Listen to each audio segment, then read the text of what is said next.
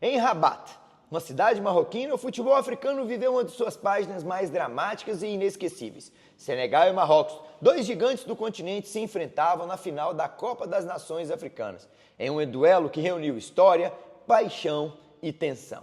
O estádio Prince Moulay Abdellah estava lotado, com os donos da casa empurrados por uma nação inteira, em busca de encerrar um jejum de mais de 50 anos, enquanto Senegal entrava em campo disposto a confirmar a sua era dourada no futebol africano. A partida até então marcada pelo equilíbrio, pela intensidade, desde o primeiro minuto. Durante o tempo regulamentar, as seleções se alternaram no controle do jogo, mas de fato não conseguiram transformar esse domínio em gols. Quando o empate parecia conduzir naturalmente à prorrogação, um pênalti foi assinalado para Marrocos nos acréscimos e após a revisão do VAR, gerando uma reação imediata, explosiva da seleção senegalesa que deixou o campo em protesto, criando um cenário raro de tensão em uma final continental.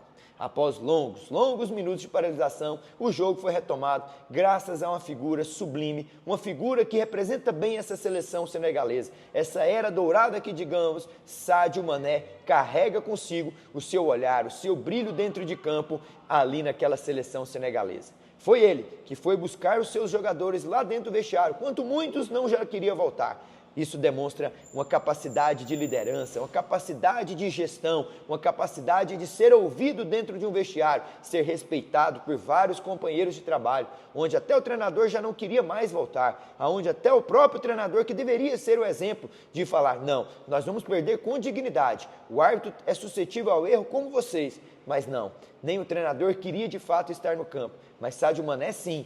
E quando perguntado após o jogo sobre por que foi lá buscar os seus companheiros, ele disse, o árbitro também pode errar, assim como nós, mas o mundo inteiro queria ver esse jogo terminar, então fui buscar os meus companheiros para isso. E aí, meu amigo, o roteiro tudo mudou. Quando o jogo foi retomado, o destino mudou de lado. Brahim Dias, o artilheiro da Copa das Nações Africanas, teve a chance de decidir o título para os anfitriões. Jogava em casa, um estádio lotado, mas arriscou uma cobrança de cavadinha defendida por Edouard Mendy. O erro silenciou o estádio. Devolveu ao Senegal a confiança necessária. Devolveu a esperança para seguir vivo em uma final que parecia escrita pelo drama. Na prorrogação, o Senegal encontrou seu momento definitivo. Logo no início do tempo extra, Pape Gueye avançou pelo meio, finalizou com precisão no ângulo do goleiro Bono, que nada conseguiu fazer. Calando assim Rabat, a cidade marroquina, aquele estádio lotado, dentro de casa. Depois de 54 anos sem ganhar, poderia ser tudo escrito, tudo feito para que Marrocos conseguisse ali, perante o seu público, perante o seu povo, conseguindo o título da Copa das Nações Africanas. Mas não, incendiou a torcida senegalesa depois desse gol. O gol foi mais do que decisivo, representou resistência, frieza, força, superação, em meio a um caos, em meio a uma turbulência, em meio a onde parecia tudo perdido. Assim, Senegal conquistou seu segundo título da Copa das Nações Africanas, em uma final que entrou para a história, não apenas pelo troféu, mas pelo roteiro intenso, pelas polêmicas, pela carga emocional em que os jogadores senegaleses foram propostos, foram ali submetidos. O marroquino também ficaram esperando aquela ansiedade se teria ou não o jogo, mas o enredo quis que o jogo conseguisse ter e um jogo que traduziu em cada minuto a essência do futebol africano.